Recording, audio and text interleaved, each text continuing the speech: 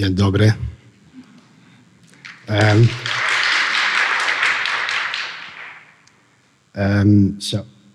No, we're not this one. Yes. So good morning. So thank you so much for inviting me. Thank you, Agnieszka, for the introduction. I want to talk a little bit about my experience. I worked in design for 10 years in studios. Also, I wrote 2 books about design, and I've been teaching also about 10 years.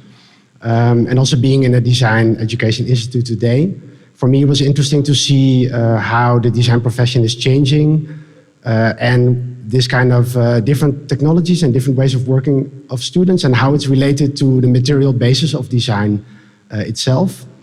And this is for me a kind of idea into that we are seeing some aspects of what I call an algorithmic capitalist aesthetic of design. And in order to explain a little bit what I mean by that, I'm going to talk about my last book, Caps Lock, which is a book that came out in 2021 that understands and looks into the relationship between capitalism and graphic design. So that was quite a job. So it took me 3.5 years. But through understanding this book, I also could look beyond obvious things like marketing, like branding, advertising, but also the way that we organize design work and what the history is of design work. So, of course, we know that graphic design is a profession, and most design professions originated in the early 1900s, right, with the Industrial Revolution. So it doesn't mean that before that there was no design. We had typefaces, we had signing. You can find maps made by the Aztecs. You can find typefaces made by the Romans, right? So visual communication has always been part of human culture. But if we move a little bit before the Industrial Revolution, in the 1700s, for example, this image, we see the workshop, right? So graphic design will be practiced in the printing workshop, where production and design was connected, was under the same thing, right? So you could not study design. Design was a working class profession. So you would start, let's say, maybe organizing paper and then going on to typesetting and then to engraving. So all of these parts of the production and design were not separated, but part of the same process. That is not to idealize the medieval workshop model, which was patriarchal and which was also very oppressive in many ways. But there was a really clear link between material production, how design is produced, and how it is created in terms of the ideas and the design itself. And what, of course, we see when we move to the Industrial Revolution, when you have the steam-powered printing machines, then that the factory floor becomes too noisy and too dirty. So there's a new class of workers that often has still their root in the printing workshop, where they are becoming the draftsmen, right? So you have this connection between blue-collar and white-collar workers, where suddenly you have the split between the designers and the printers, where the more practice-based and, let's say, the mechanical operators, they move to the factory floor, and then there's another floor, which is the white-collar workers, where the new design profession was the idea that these people would be preparing artworks for machines, right, for mass production. So this was in the beginning of the 1900s when the design profession as we know it now was created. So this split in capitalist production between industrial production and preparation for production is like the beginning of this profession. But still the production was still in the same building, right? So you would have to still wait for the machines to finish. You would have to be directly related to the production. And if we move today to the idea of the design office, of course, we understand design today mostly as a way to produce intellectual property, right? So most design studios, they don't have production. You might have a printer or a Riso machine, but usually productions happens elsewhere. In fashion design or product design, it often happens on the other side of the world, right? You're dealing with that wages in other countries are lower, which makes, for example, for me, it would be better to print my book in China and then ship it to the Netherlands, which makes no sense from a climate perspective, but from a cost perspective, it makes total sense. So the only reason that I wanted to print in the Netherlands, because I think it's important we have a printing infrastructure in Europe, right? And I can actually go to a printer and visit them and know their names and know their families. So this shift of design to intellectual property also coincides with the idea of, let's say, digital communication, when in the neoliberal 1980s, 1990s, many companies were able to move their production overseas So, for example, Nike moved all of their shoe production to low-wage countries, freeing up money to spend on advertising and marketing and design, right? So design also saw a huge boom in this time, which was being paid for by the fact that production was outsourced. And what we see now is we see that this under pressure of this idea, especially in digital design, here are some examples of websites where everything can be tested in real time. I'm not sure if you're aware of like beta test, A/B testing, but also things like market research. Now you see that especially online things really start to look more and more similar. And that's also clear, also kind of logical, because if people are used to something, then they will appreciate something that looks like something that they already know. So there's like a natural thing in testing itself that kind of leads to a kind of common denominator, which kind of leads to similarity. And in a recent essay, Maria Farrell and Robin Burgeon were writing that the internet has become an extractive and fragile monoculture. So under pressure of this idea that everything has to be tested, everything tends to kind of look more and more the same. So even though we have more tools than ever, design is more and more moving towards a kind of similarity. And then I also see with some of my students is that sometimes it's more important to make a mock-up than to actually make things. So that the idea of the mock-up, like this kind of images, that it's very easy now to make a design and to automatically put it on objects, and that the design process never leaves the mock-up part, you know, like making a mock-up is enough, even though people don't use envelopes anymore and don't use business cards. We still like make them as a kind of like remnant of this kind of 1980s, 1970s corporate identity, right? So we see under pressure of the similarity and the pressure of this kind of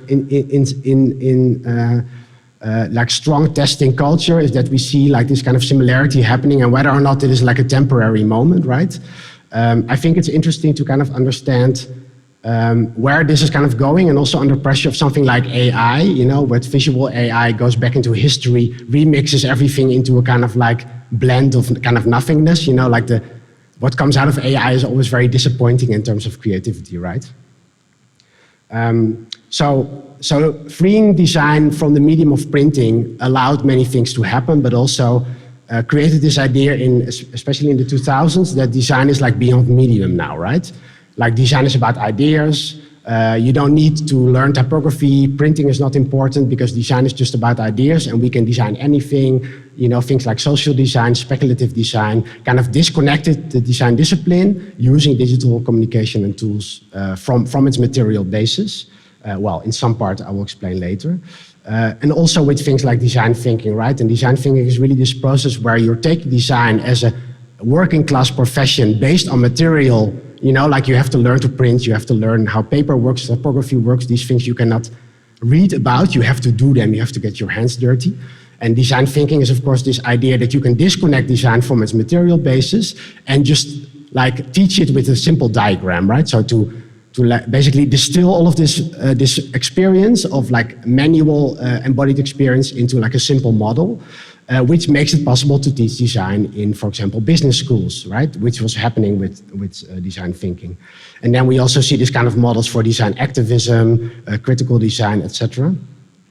And that also led to things like speculative design. This is the famous book from Dana Raby from 2014.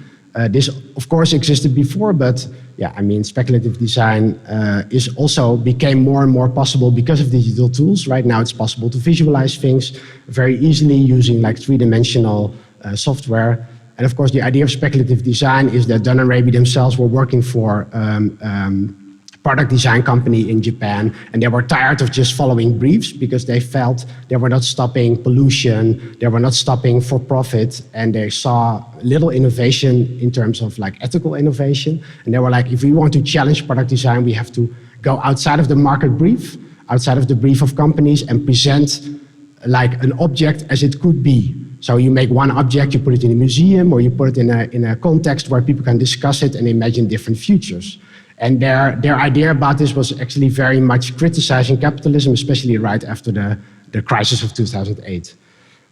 But what happens if you disconnect design in this way from the reality of design briefs and production is also you create speculation that is also the basis of, let's say, things like future markets and the way the stock market works. So companies like Shell immediately understood that they could make money just by speculating. So Shell, for example, has its own speculative scenario department where it can fantasize about clean energy while in fact not having to do anything about their fossil fuel-based practice, right? So speculative design actually became a very useful tool for companies for greenwashing and also to create more market value, like this work by two speculative designers for Saudi Aramco, the biggest oil company in the world. And then it became possible to profit from the future without having to realize it. So you can just say, we are planning to be totally energy sufficient in 50 years. You can make scenarios about that, you can get good PR, but you don't have to change anything about your business model right now. So speculative design became also a way to profit from the future without realizing this. And this brings me to this idea from Mark Fisher, philosopher from the UK, and he wrote in Capitalist Realism that anti-capitalist futures kind of perform our anti-capitalism for us. So they are kind of like science fiction because they allow us to keep consuming without impunity. And the fantasy is that Western consumerism is not implicated in these global inequalities. We just have to consume differently. We just have to consume different products, right? So you shift the consumption to a different kind of consumption. And for example, that is also happening with digital consumption. So this is the Fabricant. This is a Dutch fashion brand for the metaverse. So they claim that they are the most sustainable fashion brand because they don't actually produce clothing, but you can buy digital fashion to wear in the metaverse. However, what is not shown here and what's not said is that we were just talking about energy with Juha, that when the metaverse would ever be realized, as Mark Zuckerberg plans it, which will not happen, but it will take 900 times the amount of minerals the internet needs now, the lithium for the batteries, all of these things. It will take 1000% of the computational energy power that we are currently using. So the internet is very much a material place. It needs servers, it needs rare minerals, it needs energy, right? And also, we are not designing in a digital space that is free from any restrictions because the tools we use are owned by many of these companies, most of which are multinationals from the United States. You will see as a graphic designer or UX designer, it's very difficult to do your job without these companies. So they have a very big influence on our aesthetics, what we produce, how we produce it, and where we publish things. Which also comes to the next point is that a lot of these companies actually have surveillance as one of their key ways of making profit, right? So we use the software of Adobe, we use Google, we use things like Instagram, but actually their business model is based on surveillance. And this often happens without us being aware of it. So we are, as designers, using these tools, but they are in fact surveillance tools for profit, right? So this is a patent by Apple that uses the face recognition from the iPhone. So iPhone automatically recognizes your face. This is how you can unlock your phone using your camera. But it can also look at what is your mood when you're looking at Instagram. So it has emotion analysis, so it can see if you're scrolling through Instagram, if you're happy or sad or excited, right? So this is a way to basically capitalize on our behavior without us knowing that this is happening, right? So these are some of the ways that this kind of software that we are using as design software is actually surveillance capitalist software, as the book of Zuboff was writing about. And as I was saying that the internet is a very material place. Right now in the Netherlands, there's a lot of fights over the limited amount of space being now bought up by companies like Microsoft and Tesla to build huge data centers, using a lot of also water. And we have a crisis in sweet water everywhere in the world with rising temperatures. And also these tools, especially like AI, is very climate unfriendly, right? An AI model requires 600 pounds of carbon dioxide, which is the equivalent of 300 round trips between New York and San Francisco, right? So these AI tools, they might seem like they are easier or more free, but they're actually materialistic and material-based in a very strong way. And these kind of shiny surfaces and this digital production also takes our attention away of the truth of the climate crisis that we are in, that despite all of the rhetoric about green energy, green growth, and all of the climate summits, this is still the situation we are in, right? So climate emissions are still, carbon emissions are still going up, right? So even though they may be going down in certain countries in Europe, they're going up in other places in the world because we're not using less energy, right? If everybody in the world would live as a person that lives in Europe, we would need 3 planets Earth. So basically, we have to talk about degrowth rather than about green growth. And that brings us also to another aspect of design, is that in the 2000s, it was really the strong idea of the nomad. You know, the design just needs a laptop and Wi-Fi, can live anywhere in the world. And you don't have to be connected to a place anymore, which liberates you, and you can work for global clients using the internet, etc. But then what we realized is that all the printers were going away from our local cities. And suddenly we had no connection anymore to our neighborhoods, right? And we wanted to work for clients across on the other side of the world rather than for the bakery in our own street. And then we are complaining about alienation and lack of social cohesion, right? So some of the examples that I've been finding and also talking about in my book are designers who are trying to understand that design is a material-based practice and also a socially based practice. This is L'Automatica from Barcelona, where I'm currently residing and teaching. So they are an old school print shop that was going to go out of business under pressure of gentrification. And designers in the neighborhood put money together to kind of save, I shouldn't say save, but kind of to give this print shop a new life. So now they print their own works there. They have a cooperative where they organize this whole space. They teach people to use the printing presses that are from 1870s. They are very old, but easy to fix and easy to use. And they also hold concerts and do things so people can come in, right? So to see the printing space and the design space as a social space in the community. Maybe you know Brave New Alps. They are located in Bolzano in the north of Italy. They were living in London, and it was when they finished their PhDs as designers, it was too expensive to keep living in London. Sometimes it's just not affordable to work ethically and to live in the city. So they moved to the north of Italy where their parents were from, and they realized that ethical design is maybe not about the colors you use and maybe not about the typefaces you use, but about the social relationship and creating local economies. So they only work with local suppliers.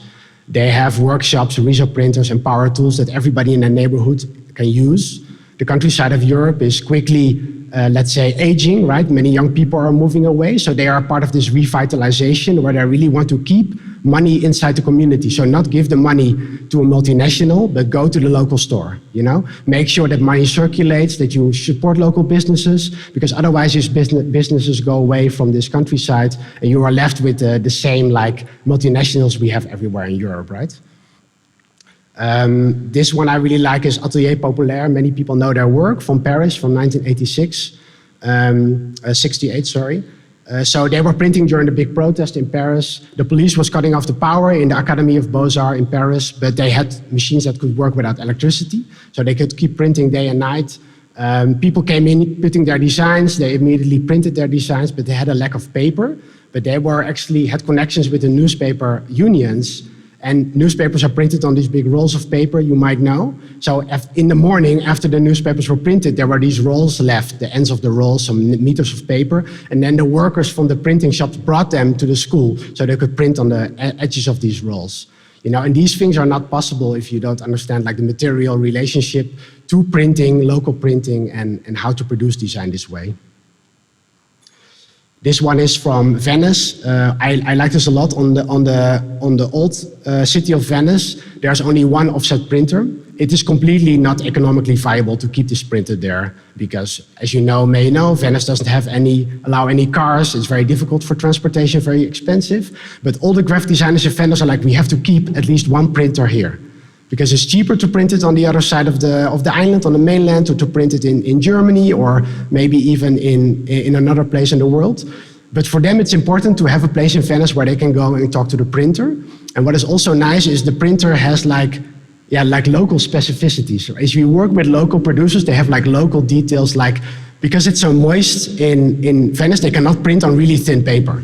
And I think this is amazing, you know, that material production is related to the planet we are living in and the local conditions. They cannot be like generalized or universalized, right? And I think that what makes design also an interesting profession, because it's rooted in this material fashion. We can also have a responsibility for the material we use in the climate crisis and for the social relationships we make in our work.